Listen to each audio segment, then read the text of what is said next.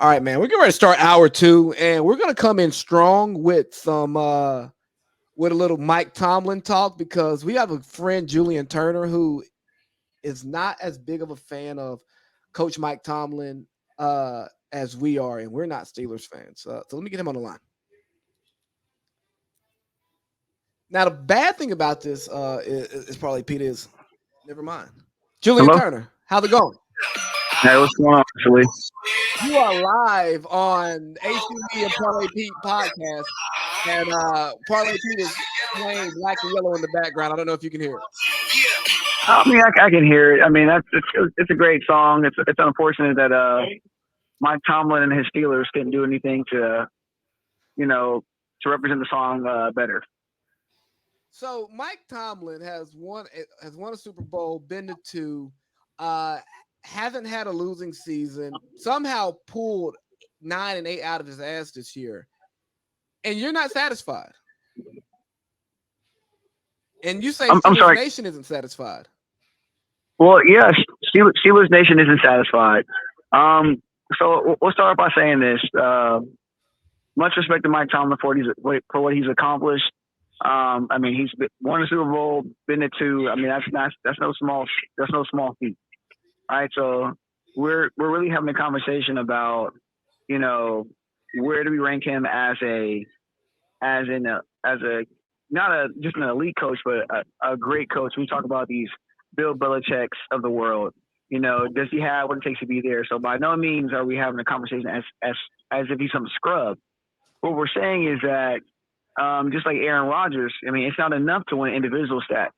If you can't lead your team to get chips, then you've underperformed. And unfortunately, Mike Tomlin for a long time has underperformed. And for whatever reason, I think I know why the reason is. I mean, because he's one of very few black coaches, and they just have to kind of safeguard and hold it sacred. He has underperformed, and it's just as simple as that. Yeah. Hey there, Jew. Parlay Pete here. Long-time listener, first-time talker tour. How are you doing today, sir? I'm doing well.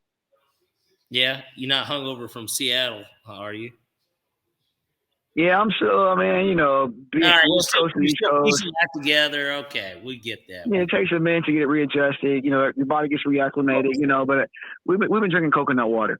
Well, there we go. And I think that and maybe a little bit of sea moss with some other stuff might always do the trick, according to what our people tell us. But nonetheless, what I will dive into, at least as you've kind of brought us into this segment of the Pittsburgh Steelers and not even the Pittsburgh Steelers, more so Mike Tomlin. I guess we're just more curious as to why it is a guy like Coach T, as some like to call him, not Coach Tomlin, Coach Mike Tomlin. I don't know what. I'm sorry. Hey, Lee, can you do me a favor and repeat what Pi is saying? I can barely hear him, but you're coming in louder. Okay, let me see what I can do for that. Apparently, I'm not very loud. Does he sound better now? Can you hear him better, Mr. Turner? Well, say something. Can you hear me, brother? Yeah, I can hear you better now. Okay. Right. Well, like I said, we didn't bring you here necessarily to sit up and talk about the Pittsburgh Steelers or anything, but what we did want to talk about was just your thoughts on the Steelers off season. What do you think about that? The Steelers off season? Yeah. I want to hear talk about Coach Tomlin after this, though. Okay. Well, real quick on the Steelers off season. I think that we have made some moves to show that we understand Kenny Pickett is a rookie and that we want to get him better line protection to actually evaluate his talent to see what he can do. Okay. So the signing from the Eagles and the signing from where was it else? The Eagles and the Jets. The Jets. Even though the guys come off an injury, I do at least love to see that we're trying to show that, hey, we're willing to spend some money to protect you. However, on the defensive side of the ball, it's the same old Steelers thing. Kicking around old tires. Trying to see how much tread is left on the. No offense to Patrick Peterson, but if you had to tell me, should we have rather try to go get Jalen Ramsey or Patrick Peterson? I mean, I would prefer Jalen Ramsey. we went and got some linebackers from Miami and from somewhere else. From where? And from the Commanders. There we go. And that's my dad. I have my dad next to me. So when we start talking about Tomlin, I'm actually going to pass on the phone so he can actually tell you a true long-time Pittsburgh native perspective on Tomlin. But we haven't been able to find a replacement for since Shazier. And that's what you see. That's why you see the constant change, the constant movement. Because you guys have Miles Jack. We haven't been able to replace him. I mean, yeah. He's a solid linebacker. You just released him again. I thought he was a good player. I think there's a difference between being a good player and being a Steeler, you know. And I think that we're trying our best to get back to the identity of what the Steelers are, you know, where people are, you know, may not necessarily fear the offense all the time, but the defense are like, damn, we have to play the Steelers. Right now, I feel like people circle the calendar and be like, you know what? We get to play the Steelers. I still feel like that's one of you guys' strong suits as a team. I mean, TJ Watt, one of the best defensive players in the league. I think he led the league in sacks. If it wasn't this year, it was certainly 2 years ago. He led the league in sacks. And everything that I know about the Steelers' legacy, just from, you know, being a football fanatic myself, is that you guys build your teams through the draft. So I guess I was just curious as to what way do you mean build your team? Because it sounds like you want to sign a bunch of guys, but you guys typically draft them. Yeah, so the history of the Steelers is we're a draft and homegrown type of team, but that's what got us success back in the 60s, 70s, you know, 80s. The league has changed now. This is a put up or shut up. Where I mean is you got to put your money up where your mouth is, you know. And so yes, you can draft a couple guys and have some homegrown talent, but when there's superstars available, Jalen Ramsey available, when there's quarterbacks, Derek Carr, Aaron Rodgers, you know, when there's defensive players, who was the year before? Who was this year before Deshaun Watson available? You know, we need to put we at least need to make, you know, put our hat, you know, put our bid in the hat to say, hey, we're at least willing to go get these guys. You know, we haven't had a major all-season signing, and I don't know how long. I mean, the most major one, you know, I guess we can count our safety. I think the trade for Minka. We can count Minka, you know, but I think Minka is overperforming.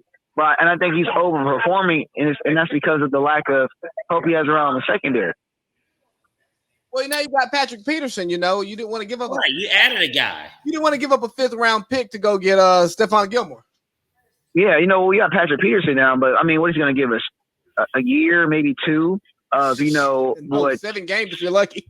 That man, I was about to say he's been lucky the past couple of years to just give you a season and you'd be like, you know what, as CB2, this isn't that bad, I guess, considering who he was. But see, the thing is with us right now, we're in the mode of we're still trying to patch up holes instead of just doing reconstruction and remodeling. I mean, well, you have the ultimate winner coaching your team, you know, no losing seasons. That's why you're patching holes and you're not going to do a full rebuild, because he's not going to have a losing season, not Coach T. I mean, but I think not making the playoffs is a losing season. That's my opinion. I'm a Falcons fan, so you know, I would like to say that I agree with you in a vacuum, but we haven't made the playoffs since I don't know. Golly, college. Well, you know, it's almost like someone who lives in the suburbs versus living in a gated community. You know what I'm saying? In the suburbs, you're like, you know, yeah, we got a nice house here, but you know what? But sometimes, you know, we let things slide around here. But living in a gated community, you pay your HOA fee for a reason. No, we expect the streetlights to work. We expect the pool to be open. We expect the gate to work. We expect the gate to close behind us. You know, we expect certain things, you know, and the Pittsburgh Steelers have a standard. And for whatever reason, you know, maybe it's the new Rooney, you know, because the head guy died, you know, rest his soul. Maybe it's the son who's running the company. And maybe it's the GM. And if you ask me, I think it's maybe it's the head coach. but for whatever reason, we are starting to relax our standards as what it means to be us and not nobody else. Can I talk a little bit about your GM though?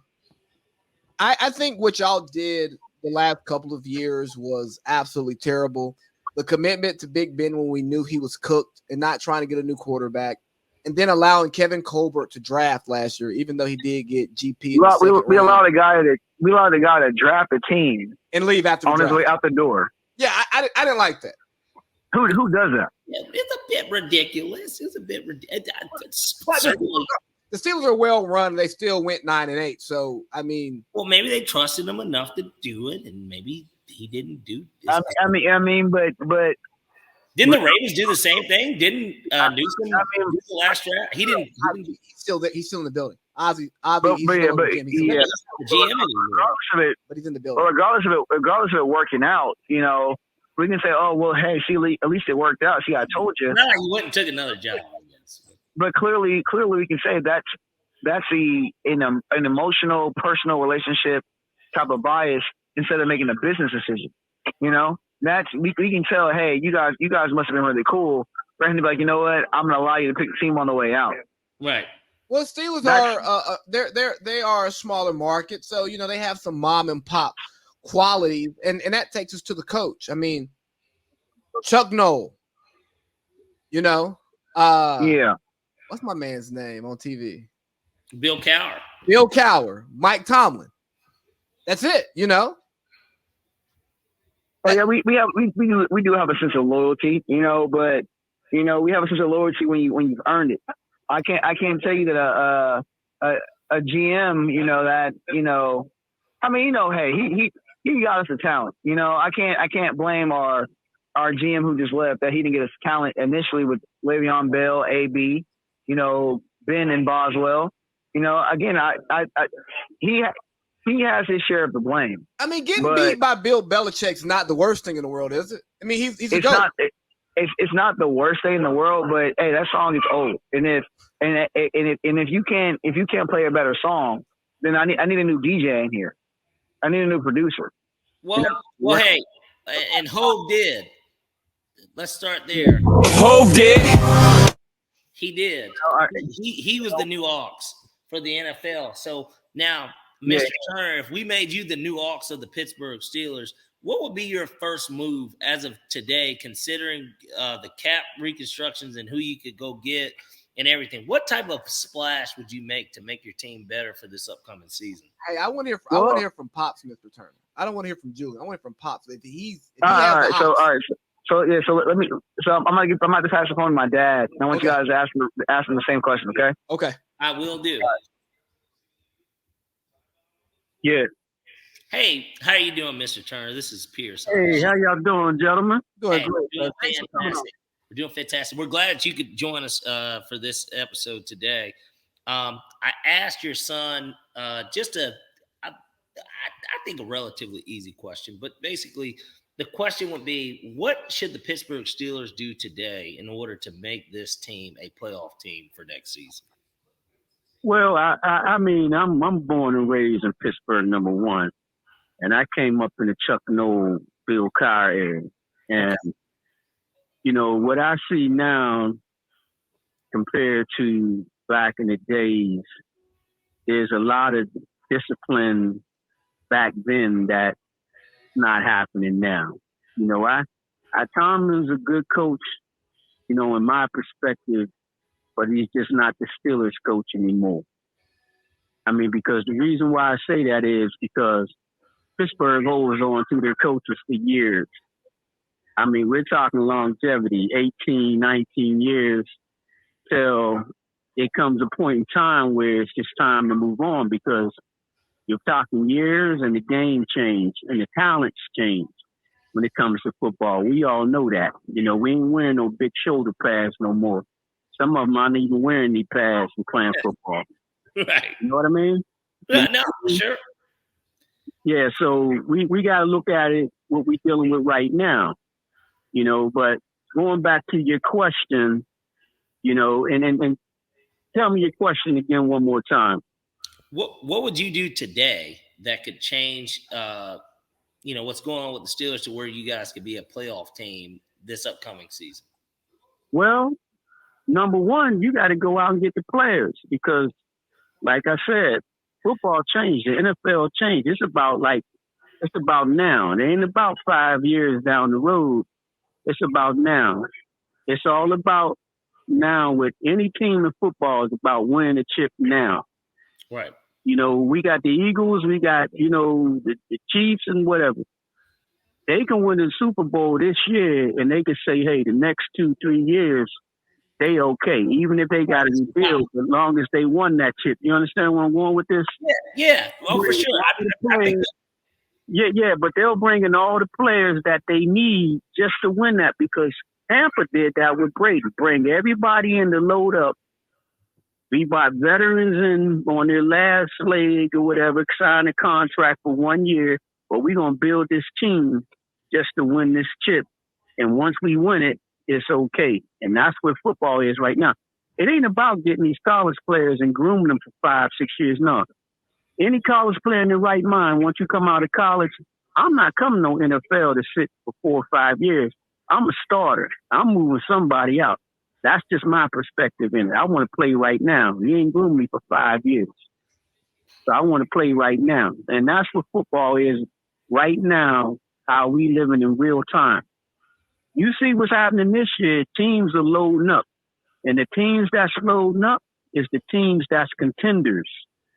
They just one step away of winning it, or they already won it. And all they doing is just reloading. Pittsburgh's not reloading. What Pittsburgh doing, they're going out and getting talent that's been in the league for 10, 12 years. So they on their last, football hurrah before they actually retire. So they're going to try to get something out of them for a low cost. Yeah. That's okay. But don't bring in one, bring in plenty. If you're going to bring in one, bring 5, 6 of them dudes in there on their last leg. If they're going to give you your last hurrah, bring them all in there. At least you're going to win something and walk away and say, hey, we won one. I'm okay with that because Pittsburgh, we ain't playing Steelers football. I know Steelers football. I know what it looks like, and what I see is not Pittsburgh's football. It's not. That's not Steelers football what we watching. Well, and I totally understand. I think a lot of what it is, especially at least with what the Steelers are doing, I look at Kenny Pickett, obviously, you guys as quarterback, and that's typically, that's the face of all football teams for the most part, right? What's the quarterback situation looking like? You guys, much like which I'm sure Julian probably didn't tell you, but like we're almost a Atlanta Falcons based. Yeah, he told me y'all from the ATL. So guess what? Y'all understand that even when when y'all went to that Super Bowl, there's no reason why y'all should have lost that Super Bowl. After that, y'all just totally collapsed. Y'all didn't bring no talent in. Y'all team got whitewashed. Everybody left. And then y'all stayed with that same quarterback, Manny Ice, whoever he is. Manny, he ain't ice. That dude's unfrozen. He's melted. He's melted away. And as far as I'm concerned, he was never that good. He just had Julio. He had talent around him that made him look that good.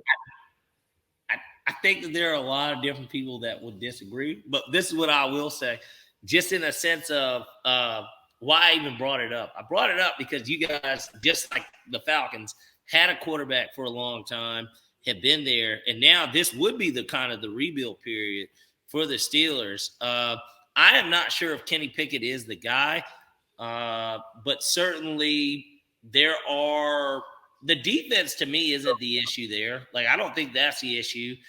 Offensively, could he have more weapons? You guys deserve more weapons. But if we look at the team in totality, I guess the question is does Mike Tomlin, is he holding this team back? Is he holding it hostage? No, it's not that Tomlin is holding the team back. But going back to Pickett, Pickett, I'm gonna tell you something. Pickett to me is like Joe Burrow. Pickett, if you put weapons behind him and put a team behind him, I guarantee you're gonna get something out of Kenny Pickett. you might have our first hot take of the year. No, seriously though. Season. He's like Joe Burrow. If you put some weapons behind him, Pickett could throw that football. Pickett could run.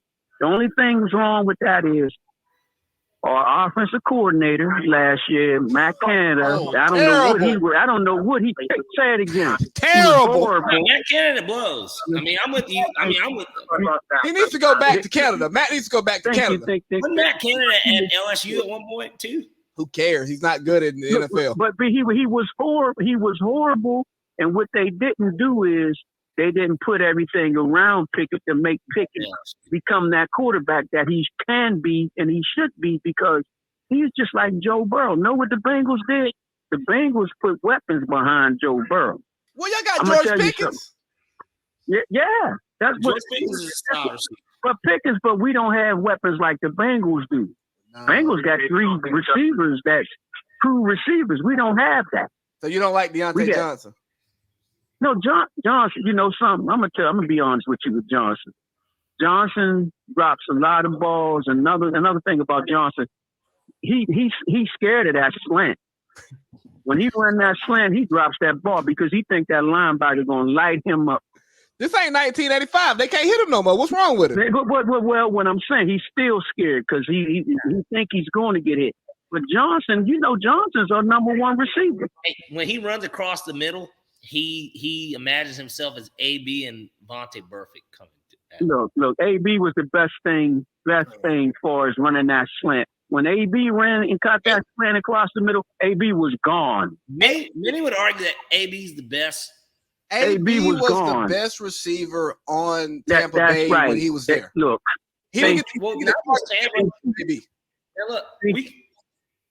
we could have differing opinions, but I think many people would say that AB, you could argue certainly on paper, even at the bare minimum, he's the best receiver of the past decade. I mean, Julio is about the only other person that you would even put in the argument.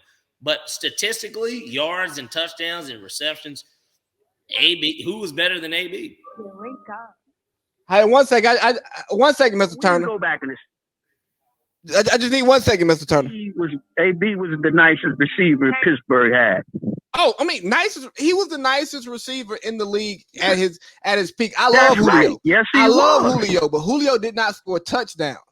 He got yards, he got receptions. AB, yards, receptions, touchdowns. You want to cross the middle? I go across the middle. I go deep. Right. I can catch the fade in the back of the end zone and in the red zone. He did more. He did more. I can run back punts. And I can put that shit on. He bailed Ben. He did more. He bailed Ben out a lot of times. Well, thank you. A whole bunch of times. He got Ben that last contract. I'm glad that Mr. Turner is bringing this up as well because this is my point even for Julian. When it comes to the Julio thing, it's just like I think that AB had to do more. Yeah. You talking about Julio? He had a better run game. I think AB as a receiver, he had to do more. Yeah, he did have to do more. He had to do more because he was the main weapon for us as a receiver. Yeah. He had to do more. Hey, but AB was a bad boy when he was in Pittsburgh. Absolutely. Another question for you, Mr. Turner. And you talked about the team loading up like the contenders are doing. Would you say that the Rooney family is cheap? Say that again. Would you say that the Rooney family is cheap? Look, I'm gonna tell you something. It ain't just the Rooney family's cheap. The whole Pittsburgh sports in the whole is cheap. They do not go out and get players, marquee players. They do not put money on players and bring marquee players in. They try to groom. They get players through the draft and they try to groom them into something. They're not going to go out and get a household name that everybody's looking at and try to build something off of that. They're not going to do that. The best thing we got, I guess, this year as a corner that I could say just by name is my man. They picked up from the Vikings. Yeah, Patrick Peterson. Patrick Peterson. Know why I can say that? Because of his name. Peterson's up there and as NFL seasons, he's up there. But guess what? It's Patrick Peterson, so I got hope. I got hope with that. And it's funny that you bring that up too, Mr. Turner. I looked at it this way because when you just said it in terms of the city itself and you being from there, even if you're not a follower of like the Pittsburgh Penguins or the Pittsburgh Pirates, one of the things that I've actually noticed too, though, is that both of those sports teams in Pittsburgh do not typically sign big stars. I know that Barry Bonds obviously went to the Pittsburgh Pirates. He was good there for a number of years. We had them all. Yeah. Barry Bonds. And McCutcheon. And McCutcheon left because they didn't want to pay him. Yeah, no, that was why I brought it up. And even with the Pittsburgh Penguins, I mean, they've won a Stanley Cup. I know with maybe you're not as big a hockey guy, but like Sidney Crosby, he's a big deal. Yeah, they had Lemieux and Crosby. Well, they had Lemieux. They had Larger. But these were drafted guys. My point is that these are all drafted dudes. Like I'm bringing up, like, you know what? Honestly, when I hear about free agent signings in any sport, you don't really hear about Pittsburgh ever signing anyone. Now, the Steelers obviously having the biggest light shined on them, but, what are you going to say now, Mr. Because they don't do it. That's why. They don't go out and get a marquee player at his prime. That's what I'm saying. They don't want to spend that money.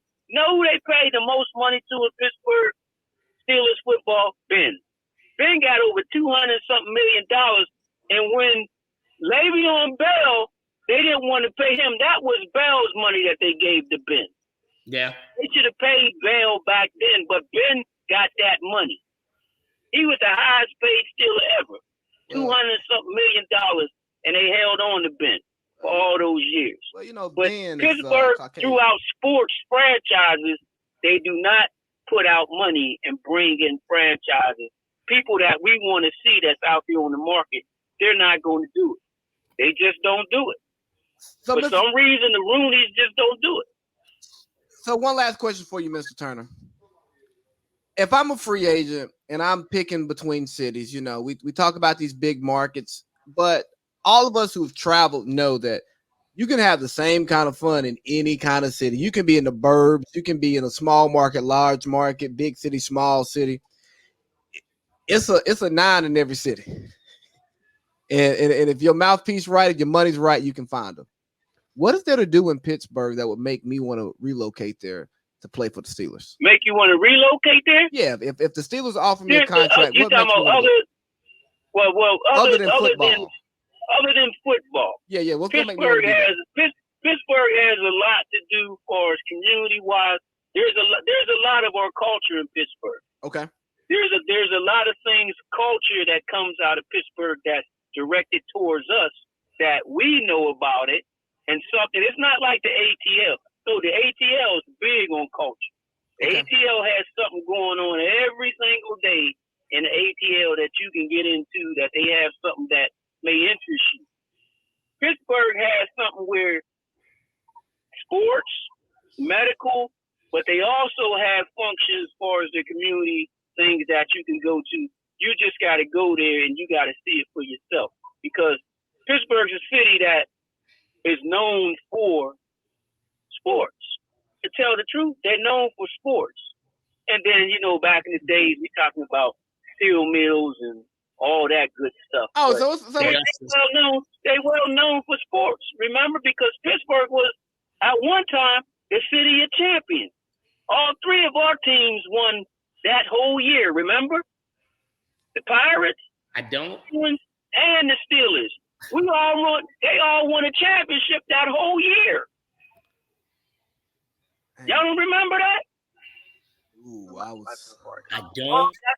don't remember personally, but I believe that. What I'm doing, I'm relating y'all, because all three franchises won their championship in 1 year, and Pittsburgh was the city of champions. The city of champions. Hey, Lee, can I spitball some questions of my dad real quick? Yeah, absolutely. All right, Dad, do you think it's time for Tomlin to go? Look, we can have a conversation about Tomlin. But I'm gonna say this right now about Tomlin.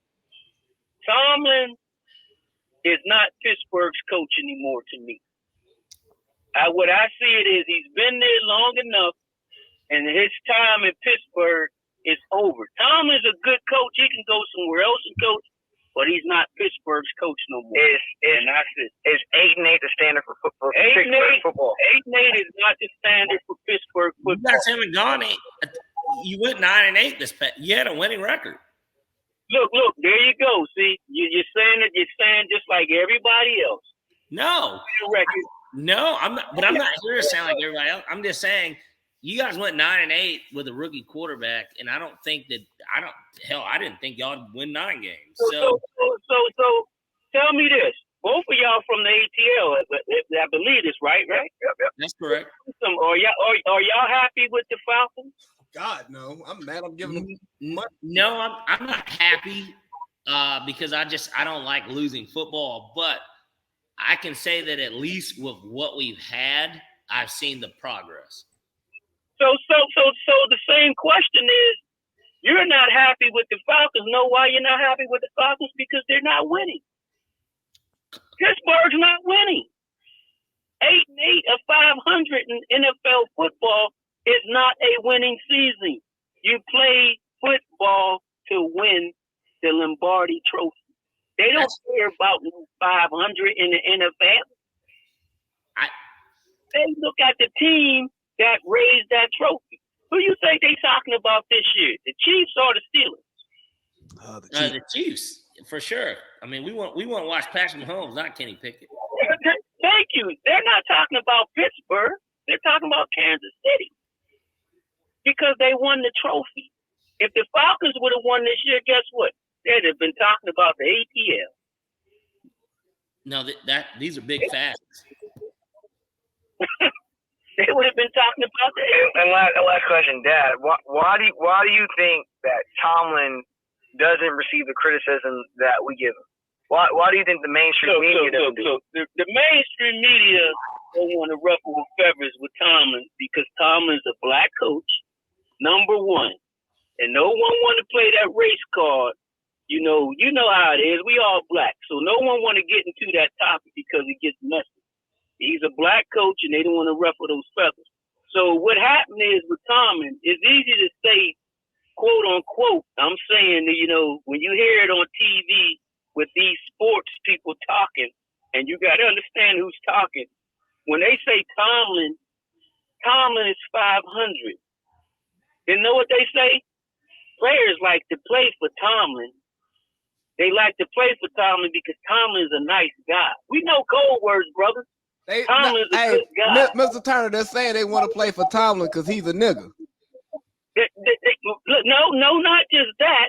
They gonna play for Tomlin because Tomlin, they know they can go in there and do what they want with Tomlin. Because know why they saying that? Because in reality, there's no discipline. Tomlin don't have no discipline with those players. He's a player's coach. He's a player's coach. That's why they love playing for him, so they can go in there and say, "Hey, our coach is just like us." So I could come in here and I could give my coach some dap. I could have my chains out in the football game. I can do basically what I want to do. Well, I can bring a helicopter and land it on this field. You want to know what it is, and I'll play devil's advocate, but also be 100% realistic about it too. This is how I look at it. He hasn't won a Super Bowl since 2008. His job definitely should have been his job should definitely have been in question multiple times since then, because we've seen plenty of Super Bowl coaches get fired more than 1 or 2 or 3 years after they won a Super Bowl. Thank you. So I'm with you on that. But I had to go through his numbers before I could even speak on this. So that's right. Of his, let's see, I think it's 16 years as you guys as head coach. I think it's 16. Yeah, 16 years. Now, he's never had a losing season. So 10 out of his 16 years, 10 out of his 16 years, he's won 10-plus games. Out of the 16, he's won 10-plus. Now, so that would mean that those other 6, because he hasn't had a losing record, they either went 8-8, 9-7, or in the case of this past year, 9-8, because now you can no longer go under 500. You're either over or under it now because there's 17 games. But my point is that I'm with you guys in terms of questioning. The man kind of already had a ready-made team and won a Super Bowl, and he did it in his second year, and that was in 2008, and we're talking about his 2023, and he doesn't have – he's got – let's see. Well, he went to – I tell you what, he went to another Super Bowl in 2010. Lost, right. And they lost to the Packers. They did go. He's been to 2 AFC championships since then, 2014, 2016. But essentially, he hasn't won a playoff game since 2016. And that's what I was ready to ask you right there. When was the last time Tomlin won a playoff game? 2016. Actually, it's funny. Your son was going to one of those games, and I was headed to another. As that was happening, he was in Pittsburgh going to the game, and I was leaving Philly to the Jags game. I was there. So then, hey, that was a great day. That was a great day because when we lost to Philly, I was in PB in San Diego at El Pres, the bar that Josh Holsey regularly gets kicked out of, not because he's a lib, because he's by 4 p.m. Josh Holsey, yeah, he's hot dogging it. Yeah, and I ended up going to Urban Outfitters because I didn't want to walk around with my Falcons jersey for the rest of the night and get shamed because we lost. And I ended up getting this Britney Spears hoodie for like $40, and it's been an instant classic. Sorry, guys. Back to your football talk. So, but the question I ask you guys is: now that we've said out loud that we know why Tomlin doesn't receive criticism because he's one of few black coaches, to stay there. But I ask you, what other coach, white coach, black coach, who has not won a playoff game since 2016, can sit in front of the camera with confidence and feel like his job is secure? That's right. Because think about this, fellas. Say if he was on Dallas with Jerry Jones. Do you think Tomlin will still be in Dallas? His ass would have been out of there. Well, no, because Jerry Jones would never hire Tomlin. I'm gonna give you. Let's say if he did. No, let's say if he did. Now let's look. Let's say if he did. Mike McCarthy is Mike Tomlin. Let's say if he did, because this is what Dallas do. Going back to our question, Dallas loads up every year, don't they? He goes out and spends so much money for a team that he put on the field that really should win. They should really win. So he brings Tomlin in. He brings Tomlin in because he say, look, I'm going to bring in Mike Tomlin because I think Mike Tomlin get me over the hump. So all these years go by. He gives Tomlin, I guarantee you, he'll give Tomlin no more than 3 years. For what it's 3 years, he'll be out of there. And I'm not trying to put a dent into you guys' argument, but for what it's worth, now the Cowboys are looked at too as, in my opinion, they're like, and even though they're really not them because they don't win enough now, but like they're kind of at brand wise, they're the Lakers. They're like the Lakers of the NFL. Yeah. Is that fair to say that they're the Lakers? They're like the Lakers of the NFL. Steelers are the Celtics. Right. I look at the Steelers more than the Celtics. The Celtics are Boston, one of the two. Whatever great you want. Well, I'm just saying, even the way the teams are built, Dallas is they will go out and get a shiny toy or trade up and draft one or whatever. Yeah. They'll do that. That's just not Pittsburgh style. Like, I mean, but they'll never win to me. I'm not a Dallas fan. To me, they will never win. I don't see them winning those Super Bowls. Hell, they haven't. Shit, they haven't. That's who they are. I mean, that's who they are. But the point is, if Jerry Jones will go out and spend money, right? But Jerry Jones also has an expectation for his head coaches.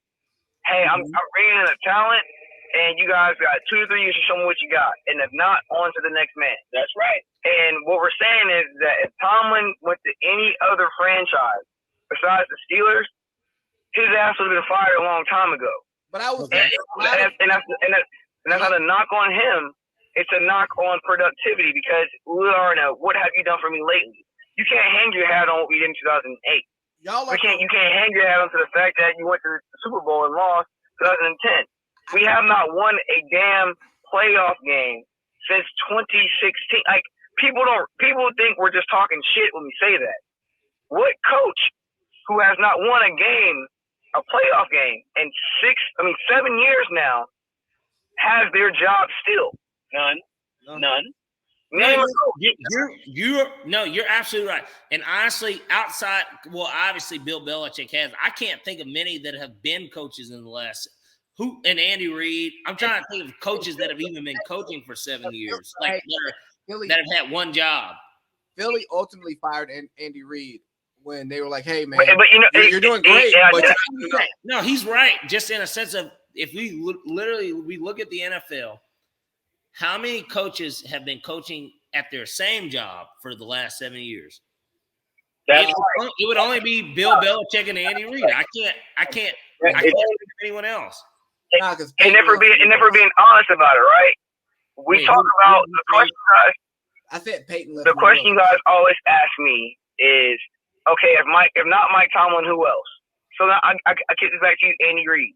Andy Reid was the creme de la creme at the Eagles, and they thought they could do no much better. But at some point, they realized, hey, listen, we got to take a chance on somebody else. Even if we have dark days, we can say we at least tried. And they won one. They had dark days. They got rid of Andy Reid, and then guess what happened? They won a Super Bowl. Those dark days were a lot different, and I'll say this because they never won one. Like, you guys had won one.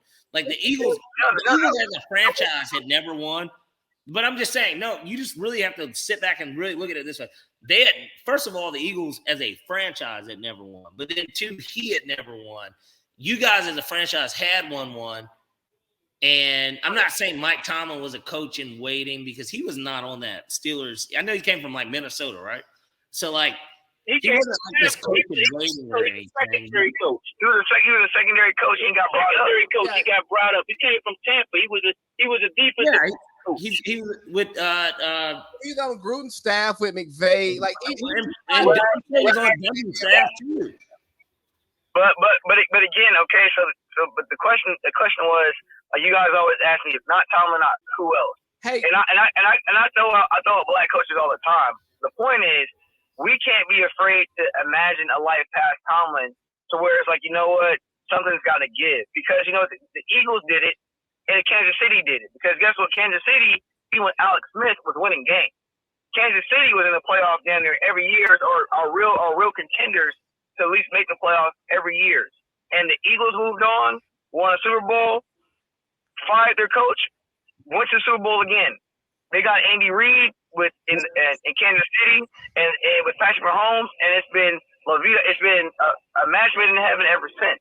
So the Steelers be afraid. I don't want to take a Parlay Pete. Let me get something in. Turnerman, I will tell y'all that y'all have convinced me that if the Steelers fire Mike Tomlin, they're not making a mistake. That's all. That's all. When you say Tomlin like this, let me say this: the Rooneys. Now, just let's remember now. The Rooneys is the one that brought the ruling with the coaches, the black coaches. Yes. The Rooneys started that. They hired Mike Tomlin. So guess what? They're faithful to Mike Tomlin. They're not going to let Mike Tomlin go, because they started something in the NFL that kick-started bringing these black coaches in. Number one. That was number one with that. They did that. The Rooneys did that. So they're faithful to Tomlin. So, but it's going to run out. But what I'm saying to y'all is, Tomlin is a good coach. I don't have nothing against Tomlin as far as coaching. There's some things that I would like to see him do, like put a playbook in his hand. Put a playbook in his hand. I mean, like making better decisions and act like he's in the game sometimes. Sometimes it seems that he's not. He's like a fan. Tomlin is a good coach. He can go somewhere else and coach a team and probably do better off than what he's doing in Pittsburgh. But right now, he's not Pittsburgh's coach anymore. That's all I'm saying. He's not. Hey, I think that's a great way to close it out. I've got nothing else to kick back. Thank you so much, Mr. Turner. We really appreciate you all contributing to the show to talk to Mike Tomlin and really give us some insight as a Pittsburgh Steelers fan from Pittsburgh and a Pittsburgh Steelers fan who was raised by a Steelers fan from Pittsburgh.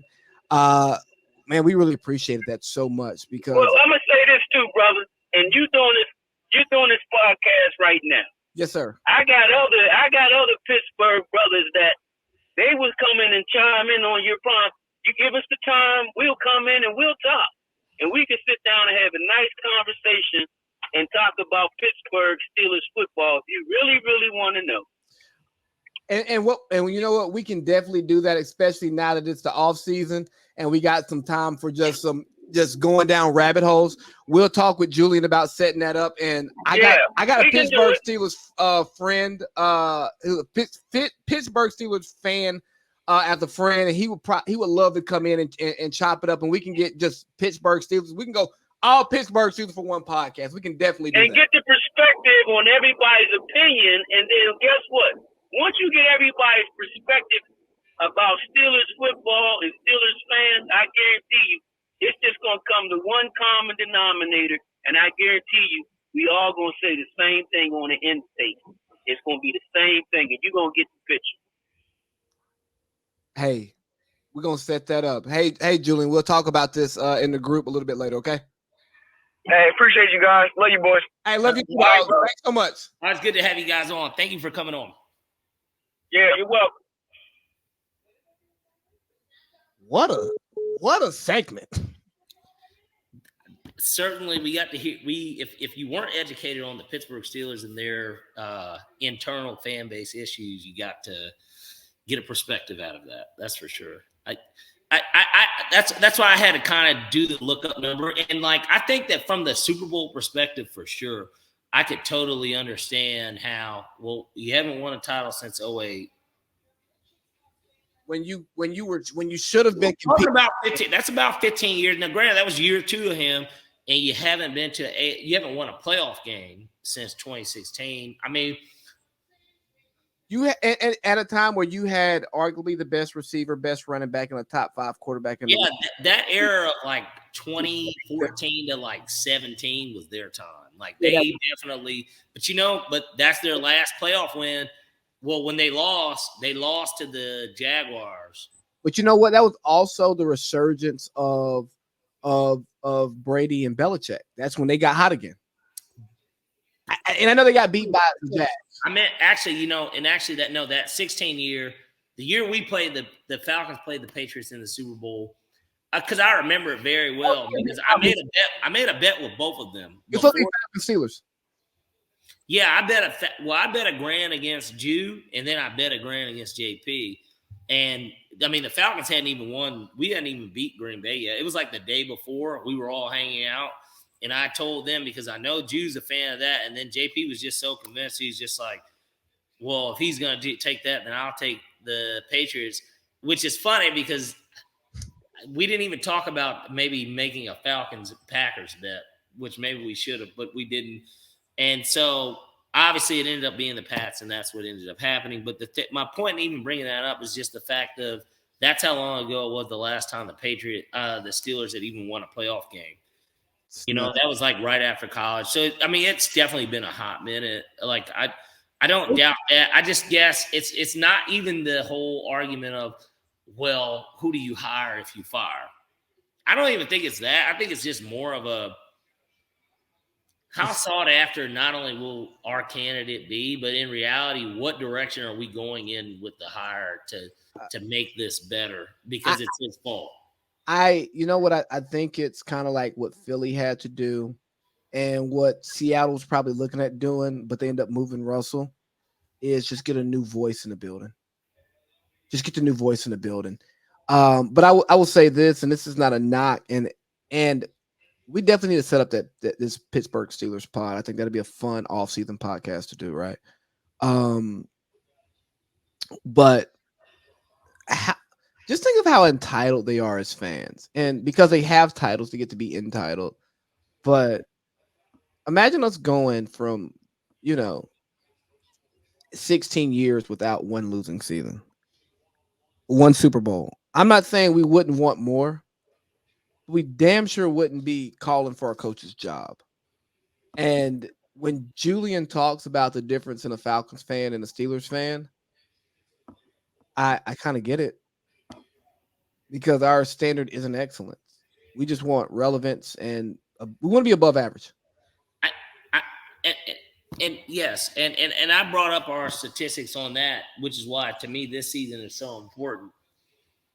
You know, I guess because growing up a Falcons fan, I'm like, man, we do typically make the playoffs every now and then. Yeah, every now and then. Yeah. We're in that territory of, oh no, you guys are in purgatory.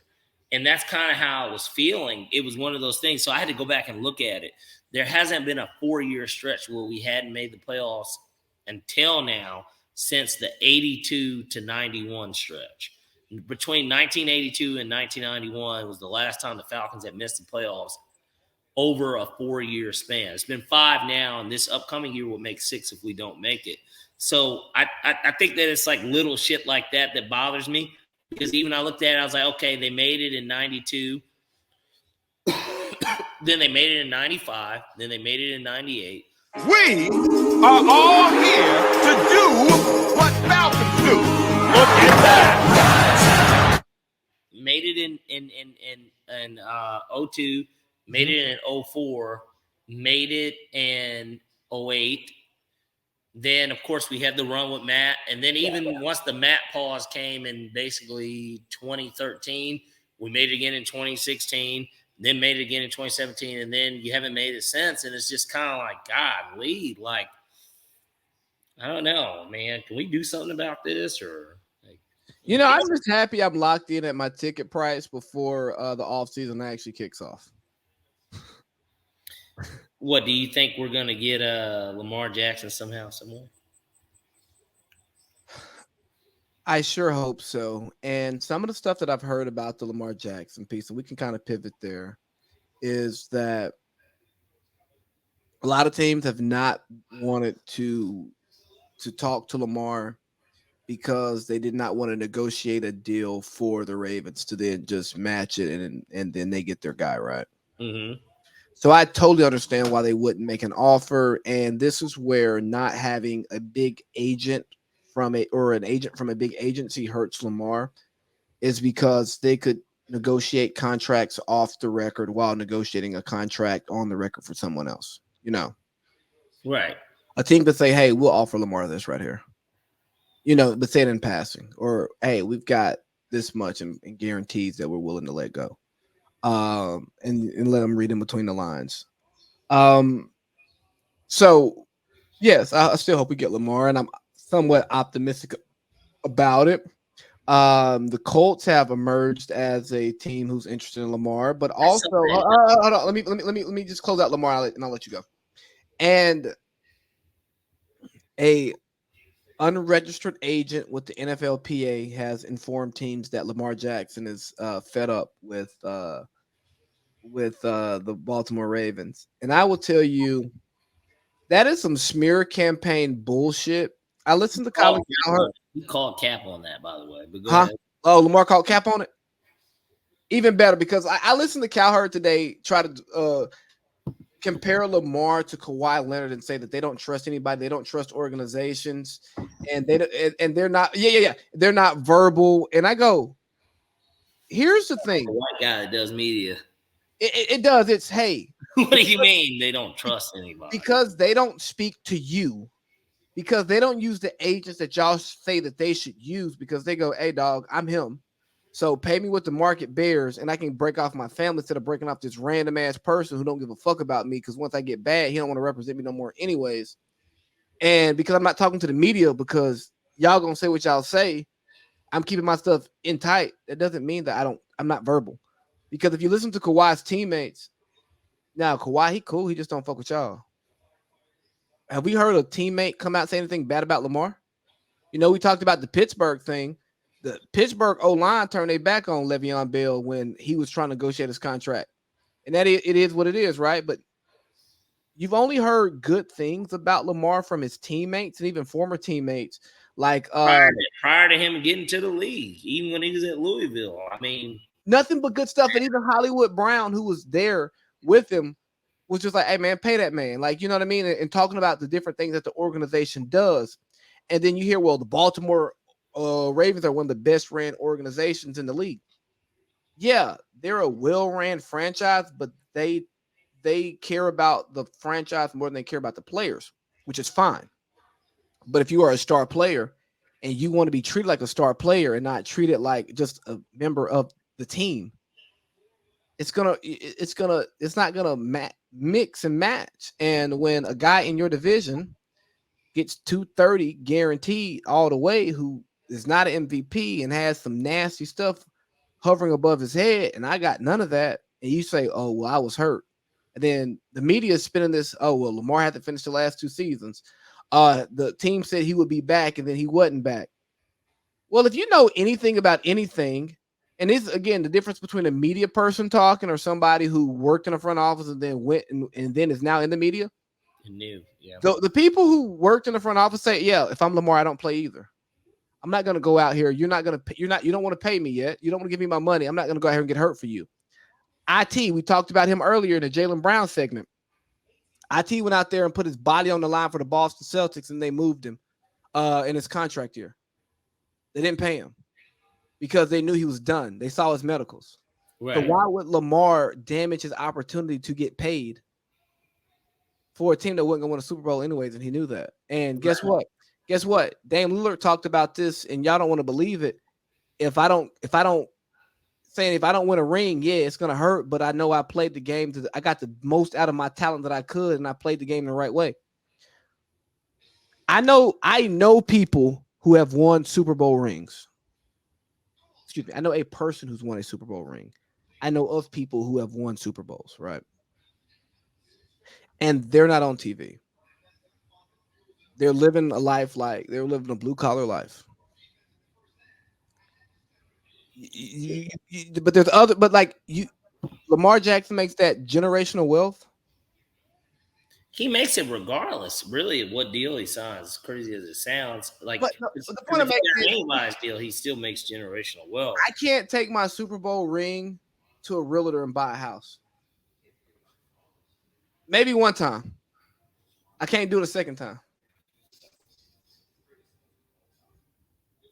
I'd rather be Chris Carter, who is a Hall of Famer who got paid that didn't win a ring, than be somebody who was the 53rd man on the roster for the Patriots and won 3 rings. But no, work hurts. But I get that. But he's not in that 53rd man's.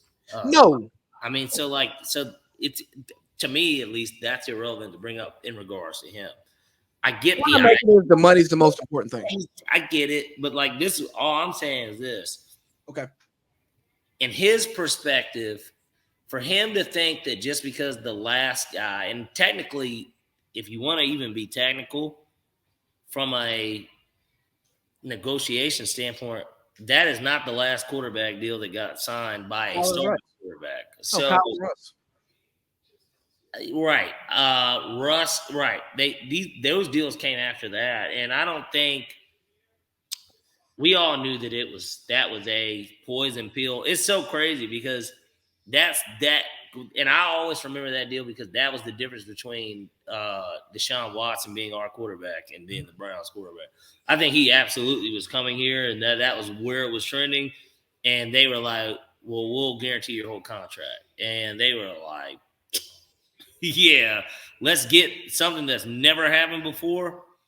I was already going to be annually the top paid guy, but now you're telling me no matter what I'm the top paid guy, it don't matter what I could go out there and break my fucking ankle and never be able to play again. I'm going to recoup the whole amount. Yes, sir. Let's do it. And the thing is, and it was so strategic. The Ravens owner Dave Bisciotti came out and said, or Steve Bisciotti, said. He pretty much went in on the Browns for doing that. To let you know, Lamar, we're not paying you. And that's why the shit went sour. He's like, hold on, so he can get this, I can't get this? Bro, fuck y'all. Yeah. And you can't be mad at Lamar for saying that, even if you also can agree that, bro, a poorly ran franchise made a bad decision. And the quarterbacks after you who did get paid, they went back to the status quo, not the outlier. Yeah. You can't be mad at somebody for saying that, but you also can't be mad at him for saying, well, I'm an outlier more than he's an outlier, so I should get this outlier contract. I mean, Kyler Murray, look at him. He's little. He stays hurt. He doesn't study. Why he got paid that amount. His teammates don't like him. Russ, yeah, he won a Super Bowl, but he's not an MVP. And look at him now. He's trash. Even more of a reason, but that is point out reason why they don't want to pay him because of both of those guys. Yeah, I mean, like, well, we haven't won a Super Bowl with you. Russ did win one in his first contract. Kyler, we don't have nothing for that because you're better than him. They just are stupid. Like, and that's the key to the negotiation, right? Like, each side has a legitimate case for what they're saying. But let's push another black quarterback in the news, Cam Newton. I'm back. Did you listen to his video out of curiosity, his hype video? The 32 MFers or bums or what did he call them? Yeah, you know what? I'm not sure if there's 32 people playing quarterback better than Cam Newton, but I do think. Hold on, let me finish. But I do think there are 32 people that teams have have more hope in what they can be and what they are than Cam Newton. Okay. Like, do I think Cam Newton is better than Desmond Ridder? Yes. But do I think the Falcons know what the ceiling of Cam Newton is versus what the ceiling of Desmond Ridder is? They see that Cam Newton ceiling. They don't know what that Desmond Ridder ceiling is. So they'd rather take that gamble on Desmond Ridder, who is cheaper, who we don't really care what he has to say. Whereas Cam Newton is an icon.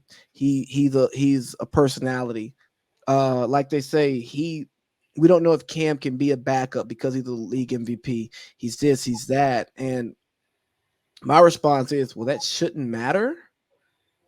Like, you should be able to manage your roster and your team, but nonetheless, the NFL is ran by a bunch of conservative white guys who struggle with outlandish, not even out with big black personalities when they're not at the top of their talent. You know what I mean? Understood. I understand where you're coming from. I mean, bro, I know you hoop with some guys who may have got kicked off the team, but they were good enough to they should have been on the team, or they didn't make the team because of some extra shit that had nothing to do with on the court, on the field type stuff, right? Yeah, it had everything to do with everything else. And I think that's where Cam is at. And do I think it's fair?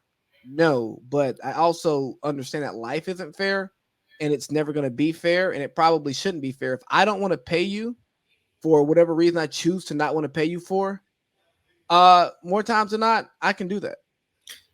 And that's just the truth of anyone that runs a business, which I know it's hard for everybody to look at it that way, but the NFL is still a business. But there's two different ways I look at the Cam thing. I look at it as one, similar to kind of how I look at Matt Ryan too, to a degree. I don't think that these guys want to be backups. So I think that's a big part of why Cam probably hasn't been signed to a degree.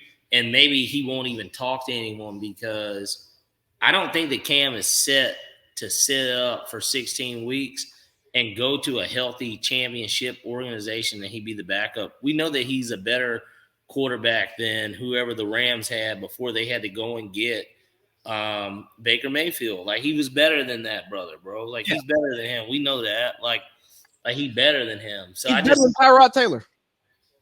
Yes. And so this is, hey, you know Tyrod Taylor's in a relationship with Drea? Huh? You know Tyrod Taylor's in a relationship with Drea? No, he isn't. Stop on. That was told to me 2 days ago. So this is what backup quarterbacks are getting these days. Boy, I tell you, I got to switch my profession. But Hold it.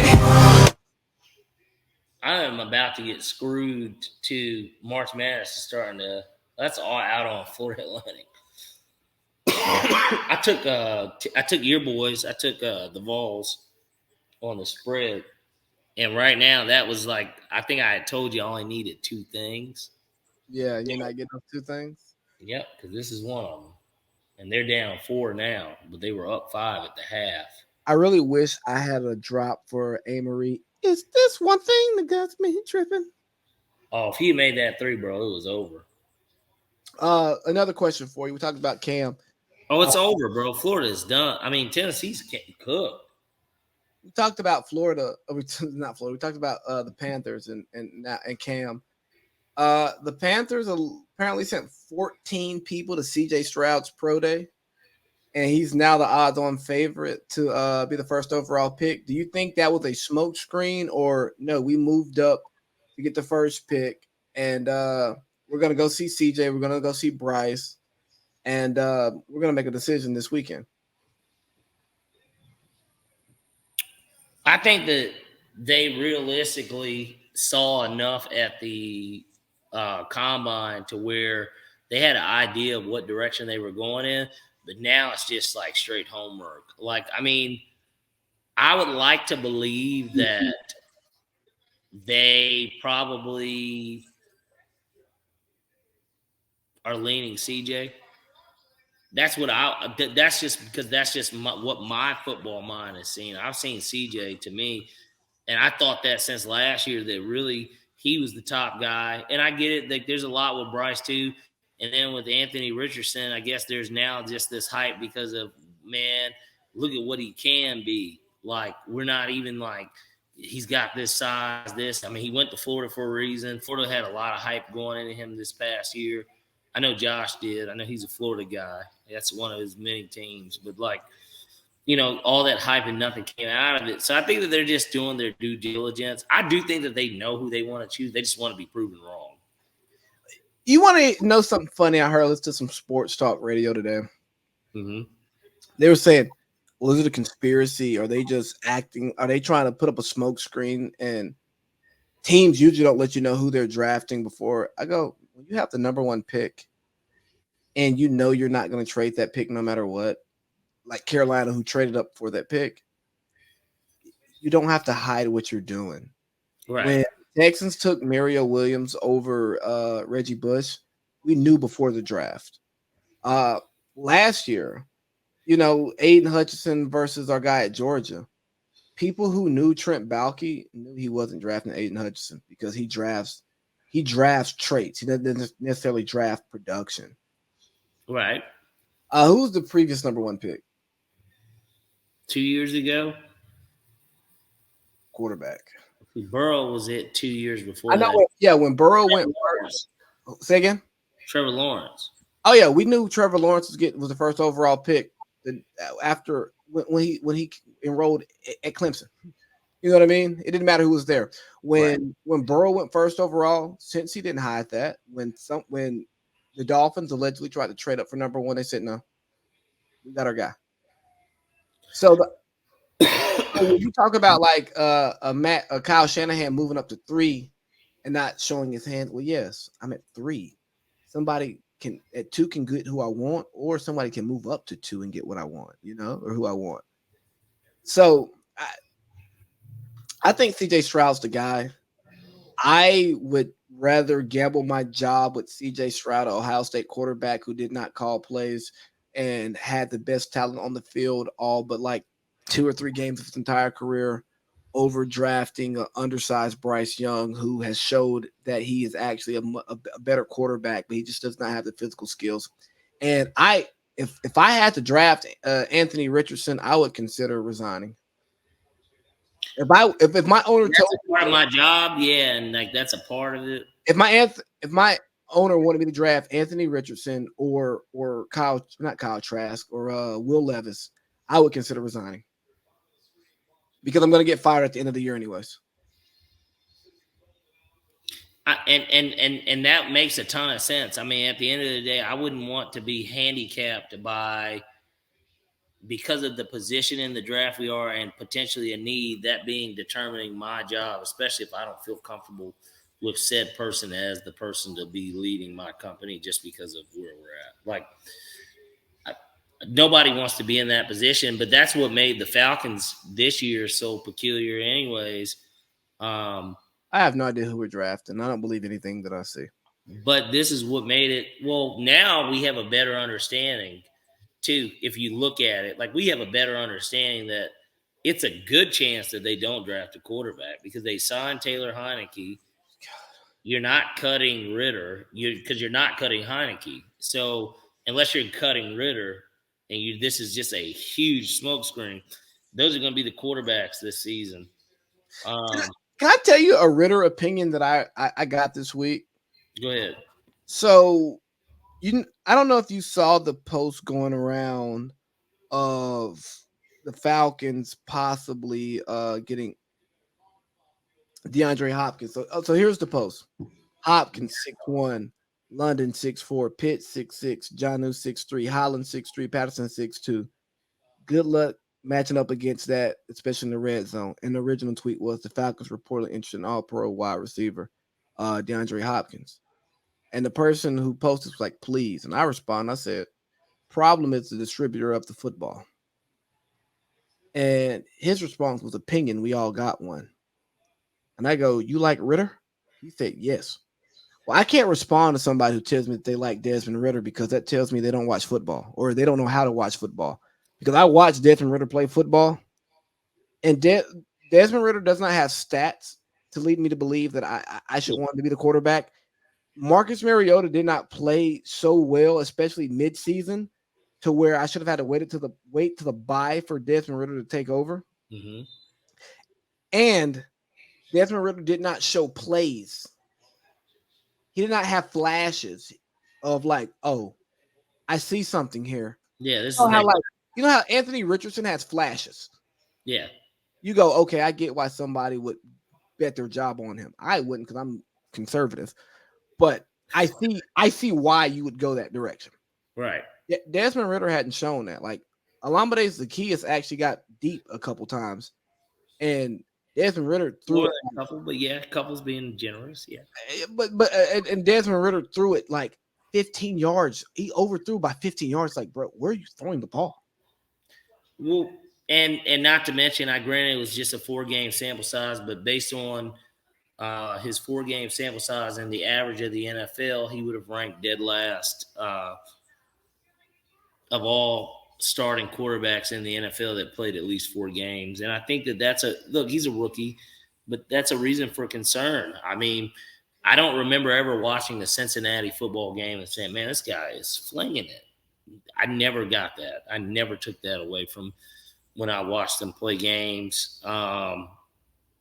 Nothing, Lee, nothing. I mean, nothing. I didn't take that away at all. And so, there's that aspect of it. And I just think that when we look at the totality of what it is that the Falcons have going versus the rest of the league, it will get to you to this point of why Lamar is not signed, and we all have to really question it. That's real. Hey, I want to close out football in like the next 5 minutes. I know we got some more football here. I didn't expect our Steelers topic to go that long, but I want to get to our other stuff on for the back end of the show. We didn't talk about how Rocky Top's about to fall. Huh? We need to talk about how. Go ahead. That don't have nothing to do with what we got scheduled, but okay, these guys are about to lose. Well, Hendon Hooker, Falcons, 3rd round, please. Free agency. You want to talk about free agency because you've been underwhelmed with free agency, and I'm going to give you the floor to talk about free agency while I go to the other room for a brief period.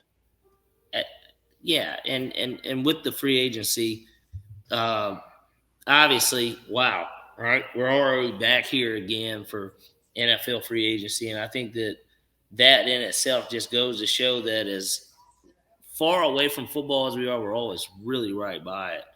But no, this free agency period has been, I don't know, lackluster, underwhelming, not what we thought it would be. I mean, I don't know what's the best way to describe it, but the best way to describe it is not it, because it hasn't been it. And I guess it's been a little surprising because you look up and you're just like, damn, where are the big name guys? There's like no big name guys this year. And of course, my team, Atlanta Falcons, gets set up in a year where we've got tons of cap space, tons of money, and a lot of needs. And for whatever reason, we get Jesse Bates, top safety free agent for sure. But like outside of that, basically a bunch of under the radar type signings. It's not been these big names. big name pass rusher or something like that. We don't get any of that. So instead, we got to sit up and fucking have to watch and hope that we're able to get somebody else, but that's not going to be the case. And so it's just been one of those free agencies where you have to look at everything and you're like, all right, well, is this a value signing at the bare minimum? Because clearly everybody's not going to be able to just go out and get that big ass name free agent.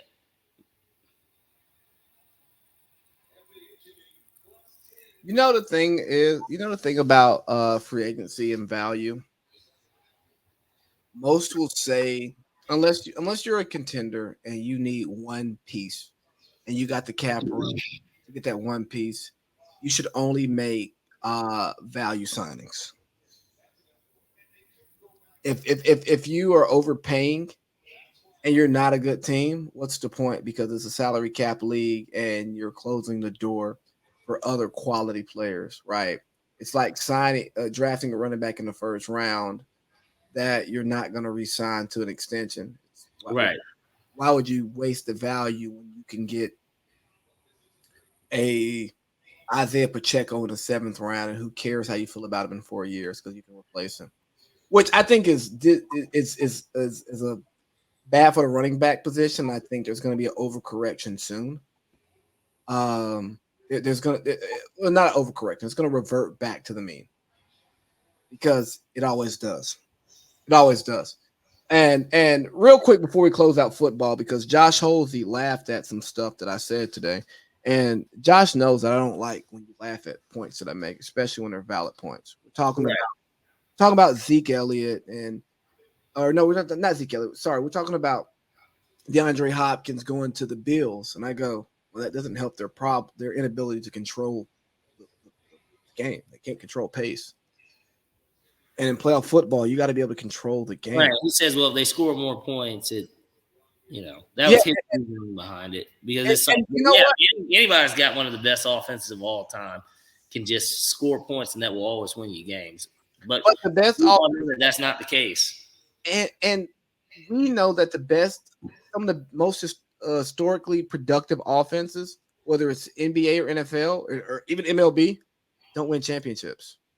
You got to be able to play defense, and not necessarily like defense in the way that we thought about in the 90s and 2000s, where you got to be really good on defense. But the 49ers, the Chiefs are situationally good. Steve Spagnuolo is a bend and break defense, but he will break you too. He wants 2 turnovers. If he gets his 2, he's good. Or if he gets his on third and 3. He said he gets that sack, and now you're punting and you can't go for it on 4th down. Yep.